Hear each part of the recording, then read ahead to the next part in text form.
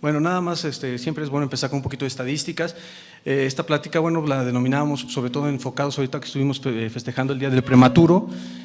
Bueno, pues los pacientes prematuros, como ustedes bien saben, se definen por aquellos pacientitos que nacen antes de 37 semanas. Se pueden subclasificar en 3 grupos, dependiendo de las semanas de gestación que tengan: recién nacido, pretérmino extremo, moderado y pretérmino. La OMS hoy en día pues habla de que tenemos un gran número de pacientes, 15 millones de neonatos en el mundo, y de esos 15 millones pues representaría prácticamente 1 de cada 10 nacimientos es prematuro.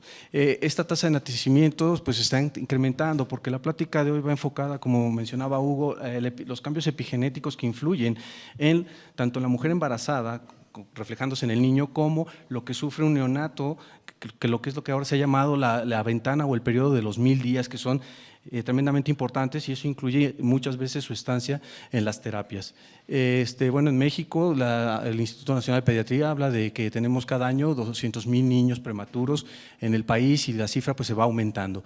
Esto obviamente conlleva mayor atención hospitalaria, mayor gasto en salud pública y un mayor enfoque para la atención de este tipo de pacientes, con estancias que incluso pueden ser 9 veces más prolongadas que un paciente de término. Esto pues para nosotros es una cuestión del día a día. Esta diapositiva me gusta siempre cuando inicio una plática, para poner un poquito en contexto y recordar un poco la genética. Hoy en día hablamos de genomas. Si ustedes ven la línea inferior, hablamos de un genoma de un organismo a la totalidad de genes que tiene. Yo puedo referirme al genoma del VIH y hablo de todos los genes del virus, hablo del genoma de coli, el genoma de una cebra, el genoma del humano. En este caso estamos hablando de un genoma, que ese genoma es igual en todos nosotros, con algunas pequeñas diferencias, pero prácticamente es idéntico, y todas las células de nuestro cuerpo tienen el mismo genoma, pero este genoma condiciona un proteoma. Cuando yo hablo de un proteoma, es el pool de proteínas que contiene ese individuo. Eso va a cambiar incluso de célula a célula. Una neurona no va a tener el mismo proteoma que una célula beta pancreática. ¿Qué significa esto? Que la neurona tiene el gen de la insulina, pero no lo expresa, está apagado. ¿Por qué? Porque no lo necesita, pero tiene el gen. La célula beta pancreática no tiene el gen de un neurotransmisor serotonina, pero no lo expresa y lo tiene apagado. ¿Cómo es que puedo yo entonces prender y apagar genes de forma selectiva? Esto se hace gracias a mecanismos epigenéticos, que son mecanismos de control que nos permiten tener genes selectivamente prendidos y apagados. Y estos genes van a responder a factores externos, es decir, un factor externo puede modular la expresión de un gen. Ahorita lo vamos a ver.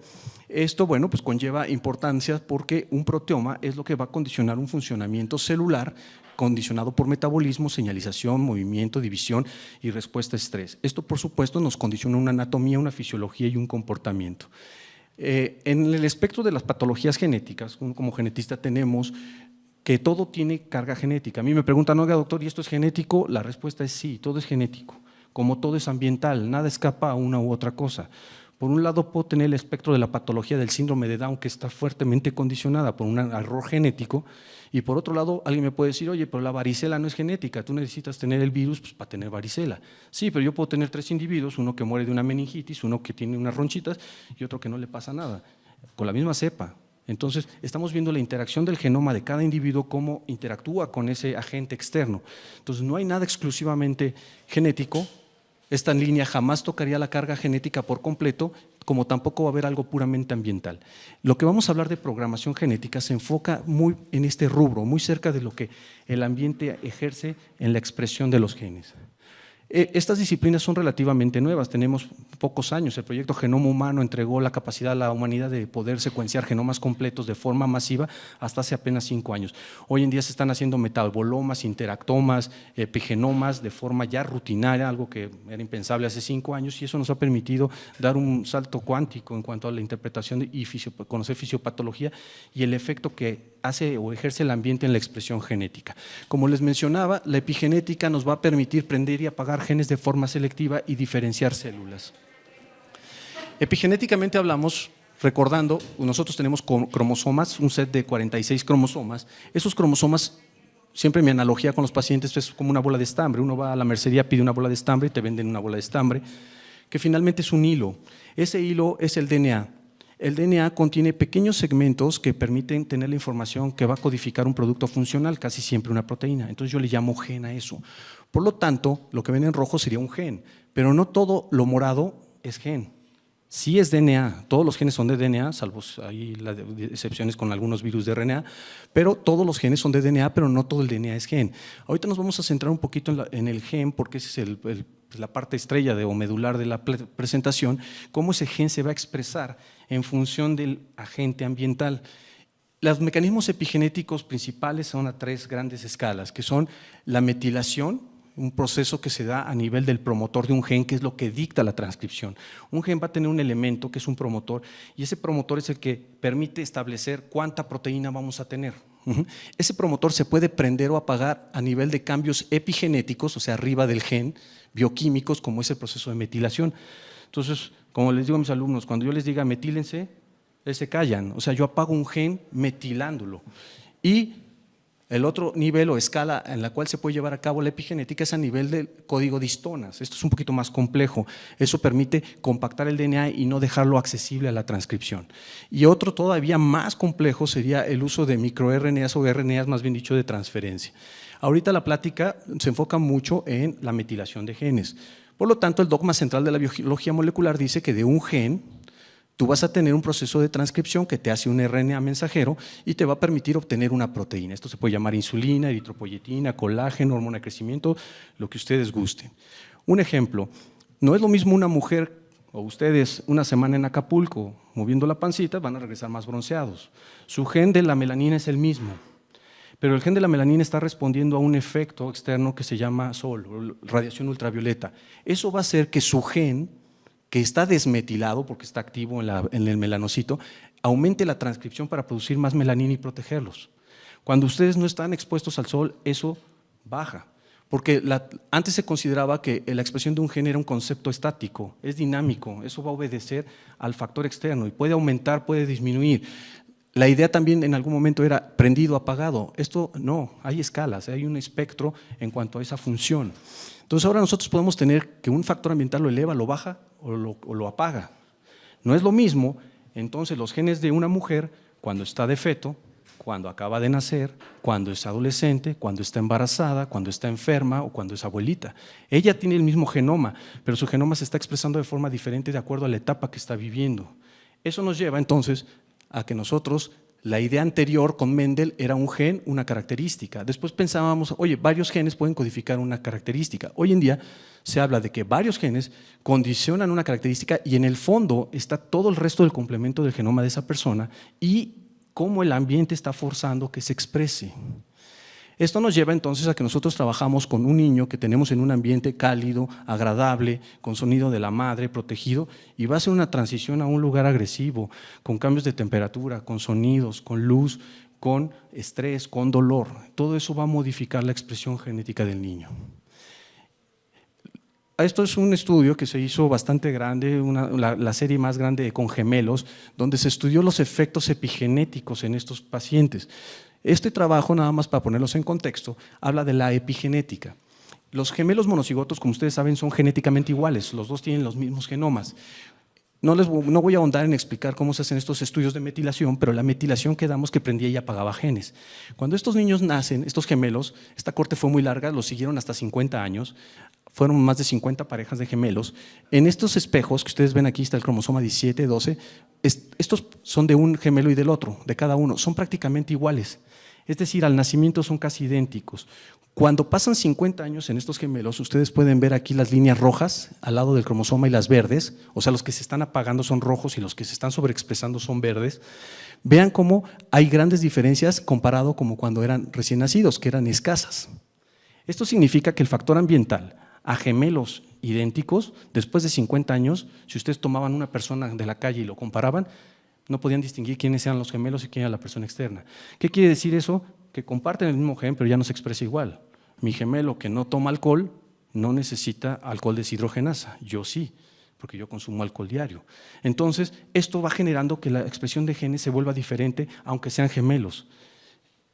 Esto se ha estudiado ahora en el efecto de la programación fetal. Esto surgió, esta teoría que se conoce como hipótesis de Barker, surgió a través de lo que sucedió durante la Segunda Guerra Mundial.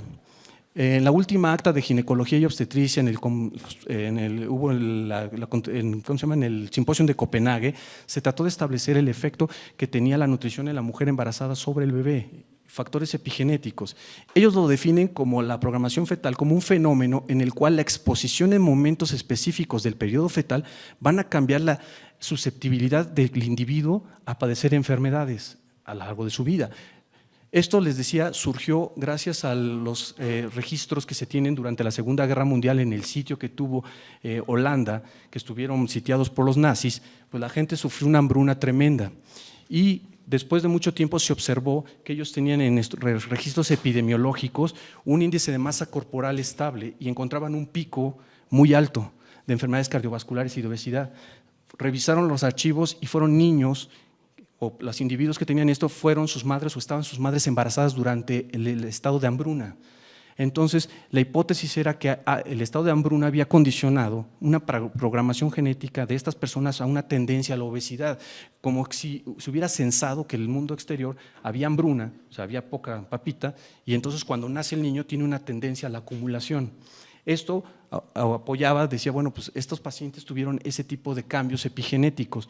Oye, pues vamos a ver dónde más podríamos ver algo igual, y se dieron a la tarea de rastrear lugares donde habían sufrido efectos similares y fueron a ver los registros de Stalingrado, que también estuvo sitiada, y encontraron los mismos efectos. Aquí me pasé dos.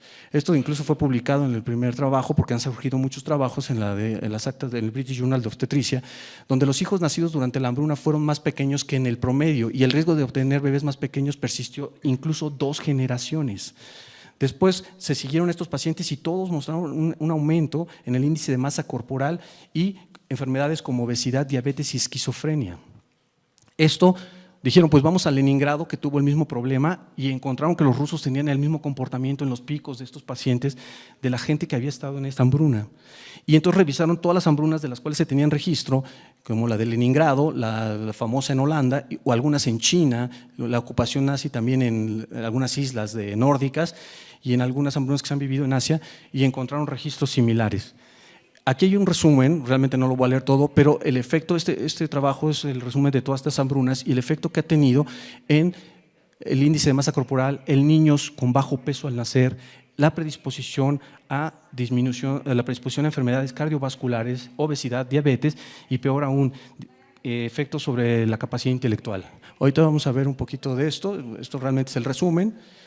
Y no solo descubrieron que había este problema durante la gestación, influía en qué momento de la gestación, si tú pasabas la hambruna por trimestre, se podía establecer efectos a largo plazo, sobre todo el estrés en una madre, estrés me refiero emocional y físico, hace cambios en los ejes de cortisol en los niños que predisponen a cuestiones de disminución del crecimiento cerebral y se ha relacionado con alteraciones psiquiátricas a futuro.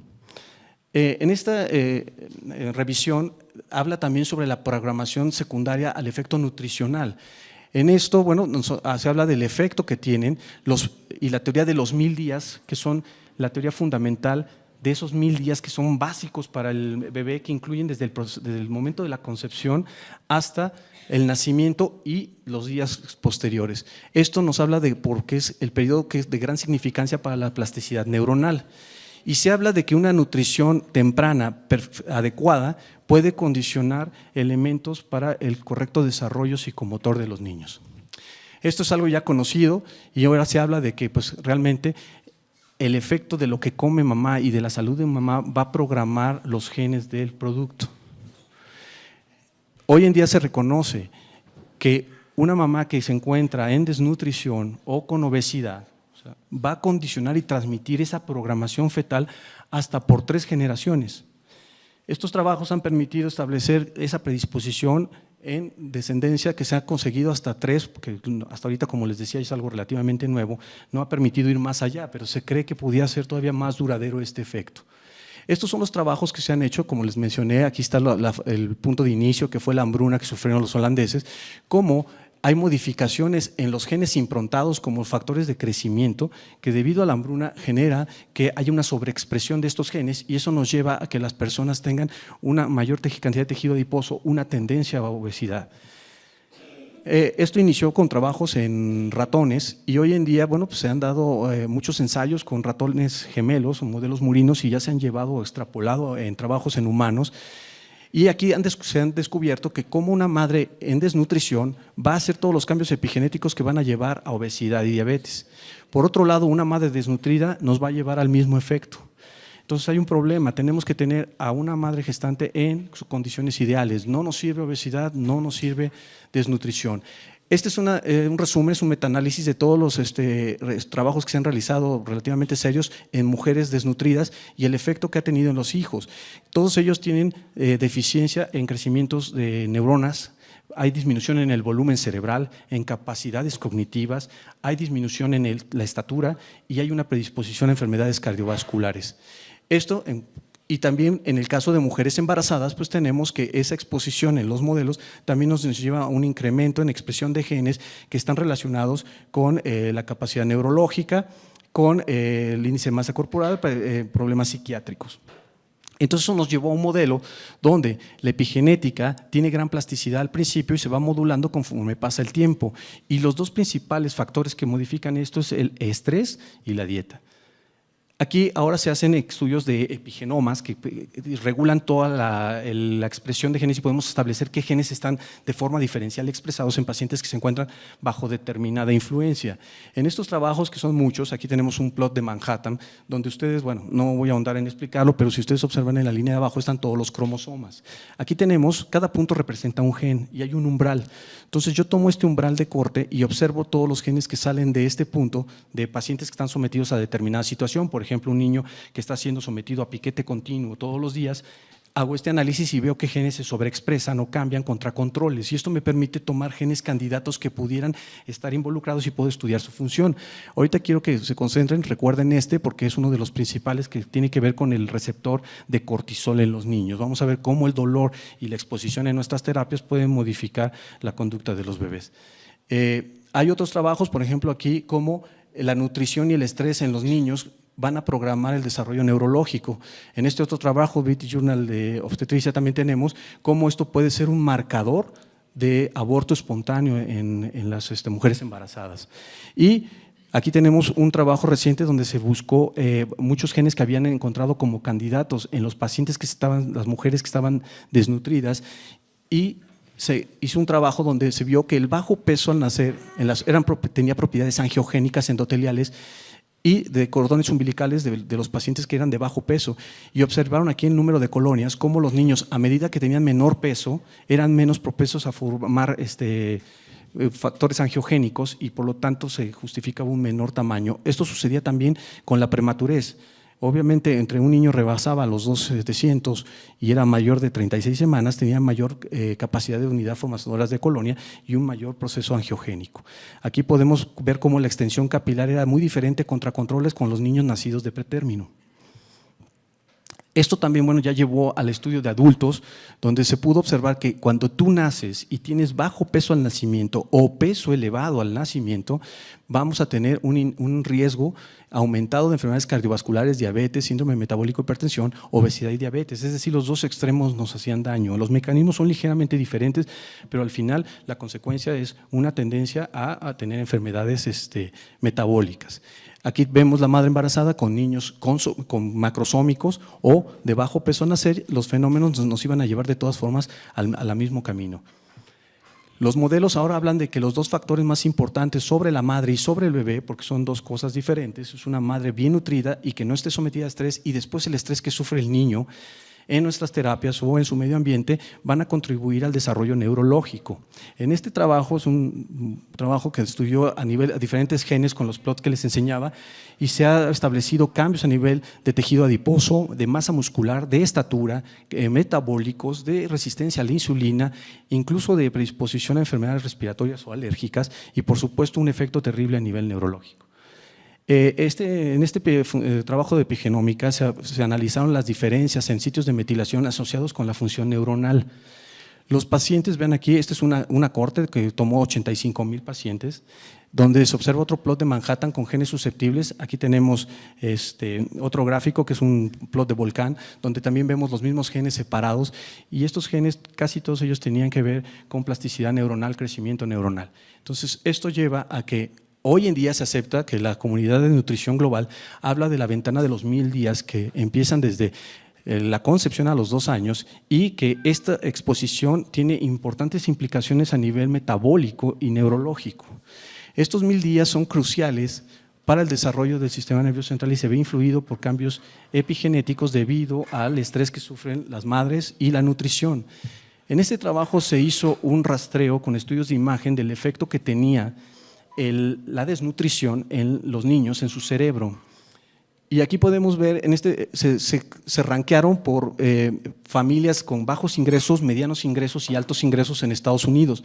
Los norteamericanos en este trabajo calificaron como tener bajos ingresos alrededor de $5,000 al año. Bueno, no, acá está. De $1,000, no alcanzo a ver, pero $1,000 al año es lo que equivalía, aquí está, 5,000 al año, lo que equivaldría más o menos una familia con un ingreso aquí de unos 10,000 pesos. Revisando lo que refiere INEGI, menos del 1% de la población en México gana más de 20,000, es decir, casi la totalidad de la población en México se encuentra en el rubro que los norteamericanos calificaban como de bajos ingresos. Y eso iba relacionado directamente con el nivel educativo y la capacidad, el nivel educativo y la nutrición. Y midieron los cerebros de los niños de familias de bajos ingresos, medianos ingresos y altos ingresos, y conste que nosotros el 99% estamos en la línea azul, con relación a la sustancia gris en las regiones parietales. Entonces el volumen era menor. Cuando se analizó las zonas frontales también eran menor y la masa global cerebral también era menor. Esto iba relacionado con el estado de desnutrición desde el embarazo de la madre hasta los dos años de vida posteriores. La obesidad y la ganancia de peso también en el embarazo tenían efectos en la nutrición, y aquí se veía que cuando una mujer tiene obesidad, estos son los efectos en ella: tiene un mayor riesgo, ustedes lo conocen, de infertilidad, anovulación, de aborto, preeclampsia, problemas de coagulación, y en el niño vamos a tener defectos cognitivos, un niño pretérmino, ser macrosómico, esto cuando la mamá es obesa. Y las estadísticas de la última revisión del Colegio Mexicano Ginecobstetra, solo el 12% de nuestras mujeres se embarazan en su peso óptimo. Todas las demás están con sobrepeso o desnutridas. Entonces estamos enfrentando este problema. Las mujeres en trabajo en Estados Unidos, solo un pequeño porcentaje, el 52%, bueno, la mitad, tenían algún tipo, no calificado, pero algún tipo de asesoramiento sobre su peso, nutrición durante el embarazo. En México, menos del 1% de las mujeres embarazadas acudía con un nutriólogo o un servidor de la salud capacitado para esto. La Federación Internacional de Ginecobstetricia ahora tiene todas unas recomendaciones de nutrición para las pacientes respaldado en todos estos estudios. Hoy nos pueden dar, en este artículo, que son como 72 hojas, las guías para cómo se debe alimentar una mujer adolescente que piensa embarazarse, para una mujer que ya se quiere embarazar, durante el embarazo, durante la lactancia y los cambios que deben de tener en cuanto a micronutrientes y macronutrientes. ¿Por qué? Los macronutrientes, en este trabajo grande realizado, está publicado en la revista Nature, sí analizó cómo el efecto de la nutrición cambiaba el peso del niño y en las placentas.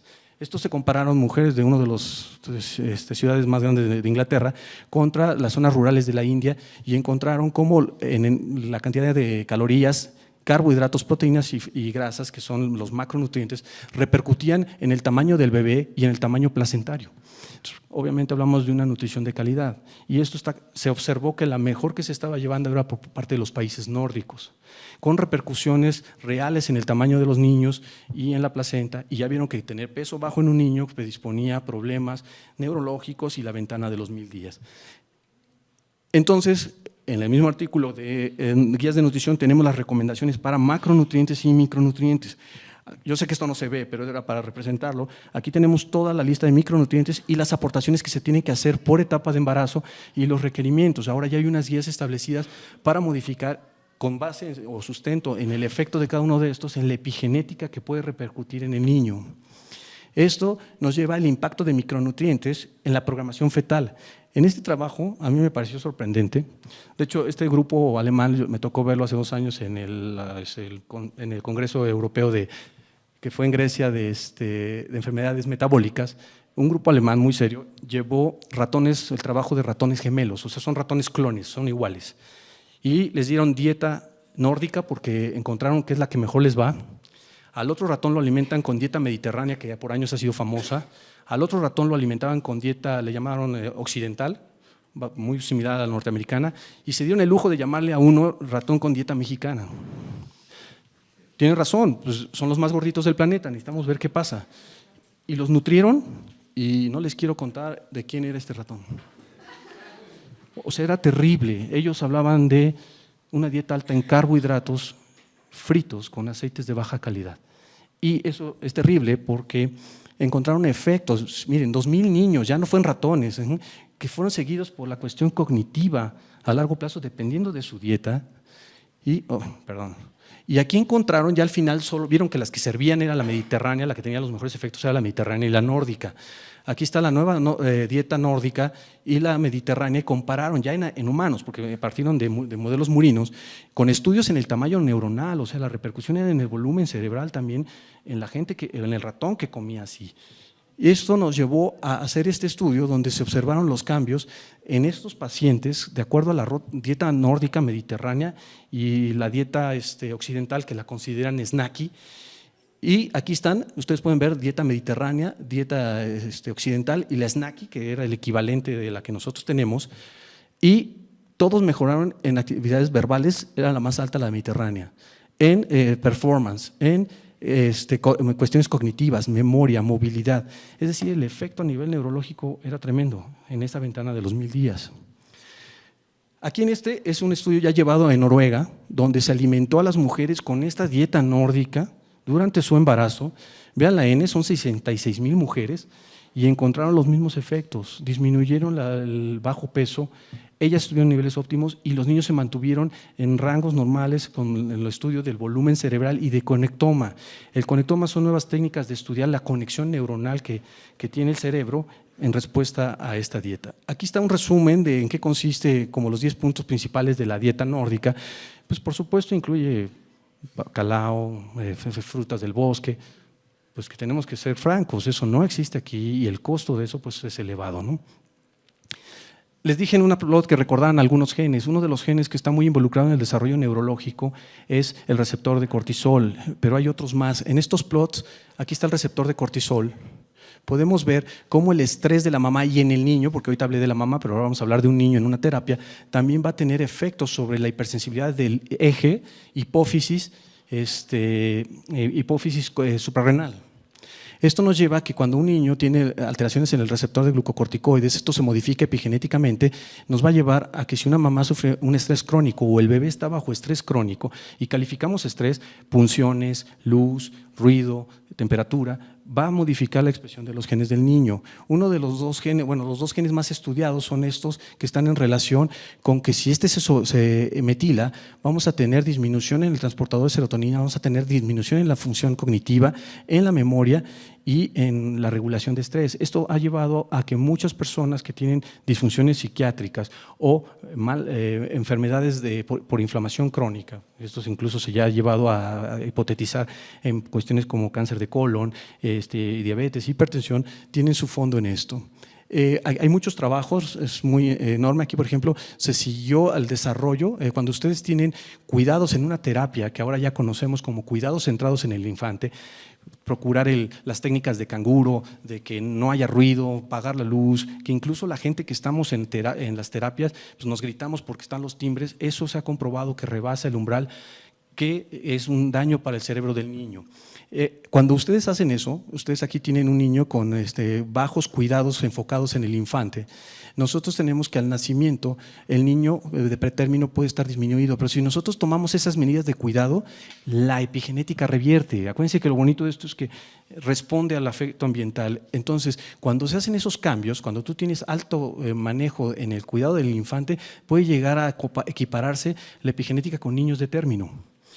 Posteriormente, les decía, hay muchos trabajos, ahí tenemos el nivel o la cualidad de cuidado en el niño, en su desarrollo, puede mejorar el performance de los pacientes pretérmino. Y aquí hay dos puntos centrales, son los cuidados enfocados en el infante y el manejo del dolor. El dolor es fundamental. Ustedes pueden ver aquí la gráfica, tenemos en estos son scores por ejemplo, de una escala que se desarrolló para ver la respuesta a estímulos del niño, la cantidad de estrés, se mide el cortisol en saliva. Y podemos ver que cuando ustedes dan gran cantidad o una gran calidad en los cuidados del infante y aseguramos el que el niño no tenga dolor, los niveles alcanzan de performance equiparan a los de niños de término. En cambio, cuando los tenemos disminuidos, el niño responde a estrés. Aquí pueden ver la tabla B.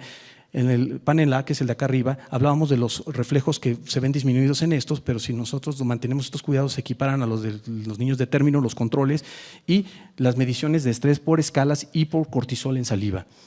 El estrés en nuestra SUSIN van a también predeterminar el desarrollo neurológico. Esto se ha hecho con estudios de conectividad. Aquí podemos ver volumen, función cerebral. Aquí podemos ver la conectividad de un niño de término contra un niño que estuvo pretérmino y un niño pretérmino que pasó 3 meses en la terapia. Y aquí podemos ver cómo el dolor nos lleva en detrimento, porque si ustedes tienen aquí pacientes de pretérmino pero con bajo dolor, están acá. Mientras que los que tienen alto dolor, que está interpretado por los niveles de cortisol en saliva, van a presentar un deterioro neurológico y de conectividad menor. Hay muchos trabajos, todos nos apuntan a lo mismo. En este trabajo se siguió a los niños que estuvieron en terapias durante 7 años y que sufrieron este efecto, pues también vemos una disminución a nivel de conectoma y a nivel de volumen neuronal. El estrés durante los primeros 12 meses nos determina el tamaño del crecimiento neuronal. Y definimos estrés, todo lo que les acabo de mencionar. Aquí están los principales genes que cambian en su estatus de epigenético, como es el gen de transportador de serotonina, y eso nos ha llevado a que el principal efecto es a nivel del hipotálamo y de la corteza frontal. Y pues en el conectoma, que son los nuevos estudios para establecer todas las conexiones neuronales, los pacientes que están influenciados por ser pretérmino y estar bajo dolor van a tener un conectoma disminuido. En estos estudios vamos a ver dónde están las zonas de menor conexión y de rendimiento neuronal, asociado, ya dijimos, a volumen. Podemos ver en la panel A un niño normal con un niño que estuvo de pretérmino, cómo hay cambios que nos llevan a una menor densidad de sustancia gris, menor volumen neuronal y menor volumen cerebral. Aquí, bueno, tenemos, cuando ustedes manejan el estrés, en este trabajo se tomaron niños pretérmino, muy severo, y niños normales. Al nacer todos están igual epigenéticamente. El problema viene cuando los niños, después de estar unas semanas en la terapia y sufrir dolor, empieza a cambiar a las primeras semanas la epigenética de estos genes. Y ya vimos el efecto. Otro marcador que se ha tomado es el largo de los telómeros. Los telómeros son una porción que se encuentra en la parte extrema de los cromosomas. Aquí el ejemplo que pongo a mis alumnos siempre es un telómero. Imaginen un papel de baño. Ustedes van al baño y cortan un cuadrito. Vuelven a ir un cuadrito y va a llegar un momento en que llegan al cartón. El telómero tiene un número finito. Cada célula cuando se divide corta un pedazo, corta un pedazo. Entonces va a llegar un momento en que ya no hay telómero y ya no se dividen. Las células tumorales tienen una enzima que se llama telomerasa que reconstituye eso, entonces tú quitas uno y te lo vuelve a poner, por lo tanto se vuelven inmortales y tienen una ventaja evolutiva contra las células normales. En este caso, en condiciones normales, nuestras células tienen un determinado tamaño de telómero. En los niños prematuros se acortan los telómeros, eso ya está establecido, y en los que son de bajo peso y que están sometidos a las terapias se disminuye en escala, y hoy en día se está manejando como un marcador el estar aquí. Cuando están en condiciones normales, ahí los telómeros, vean aquí cómo van disminuyendo conforme el paciente se encuentra en estrés, dolor, separación de la madre, se van disminuyendo. Esto cambia mucho la expectativa de división celular y se considera hoy en día, o se está proponiendo como un marcador para establecer el grado de estrés que está sufriendo nuestro paciente o nuestro neonato. Aquí vemos que ahora la conclusión de este trabajo, que fue grande, se propone como un biomarcador para establecer qué niño está en riesgo de acuerdo al largo del telómero. La idea ahorita, pues estamos tratando de trabajar en este proyecto con el Hospital General de México para ver si podemos implementarlo aquí y hacer un trabajo para ver cómo les está yendo a nuestros bebés.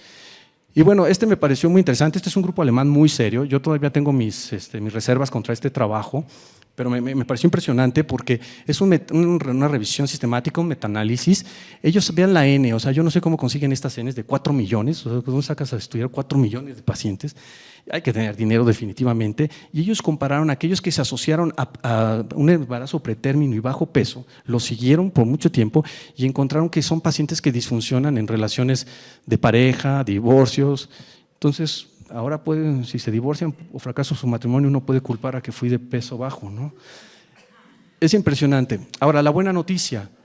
Alguien dijo, bueno, vamos a estudiar el efecto que tiene de los cuidados en estos genes que ya me estás diciendo, que cuando lo pico, que cuando lo molesto, que cuando la luz, que cuando el timbre, se modificaban estos genes. ¿Qué le pasan a estos genes cuando el niño tiene cuidado canguro, cuando el niño le apagas la luz, cuando al niño le das lactancia materna, cuando mamá le habla, revierte. En estos trabajos, niños que estuvieron amamantados, revirtió el efecto. Niños que estuvieron bajo cuidado canguro, revierte la metilación en estos genes.